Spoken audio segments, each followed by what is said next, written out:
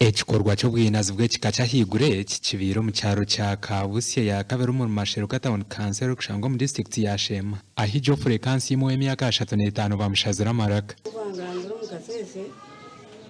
nanye nagenda kureba umuntu unatandikana impukaho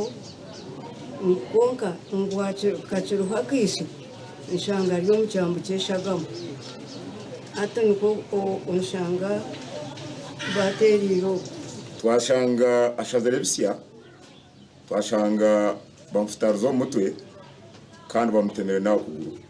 ogu tumushangira mu irwaro rya Kabwohe Health Center ya Kana ubwo guru ko hari itaka ahabwo butabahango bwatungere rero nabwanyuma yakire kace nuko kwisi gwa hamuheru nyina kuyakimanya ngo mwana ubu bamutematemiro muhanda umutugu gwahunga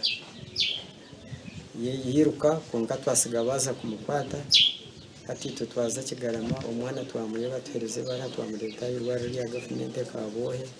nyine chairman wa RC1 ecyareteranye nakutamara kabaye nabujube birondije yaterwa mutuka kashaka twamuzika niwe ndire niwe kandi abantu bakafu mwena hati ndire nyemerire nawe nanye kibanza niwe n'umuyaga kwatwara nanye mbasabo byandi Bibiana Kong horukuro ibyo kuchondoze bichumura bwa polisi ya Shema ahamiza makuru go kufa kwa kansime ubwo bari kugumiza no kuchondoza na yele itaron kirabika waliwo omuntu ngari na mutima mubi yamusanga jasuzawo mkubo na mutema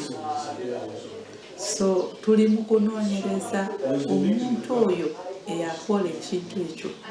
yani hona polisi yashaba abantu baburijo gukora cyone kiri kubasika bakajuhweraho mu kuchondoza mpaka bakwasira bina zaba bihire kansi mu magara genseje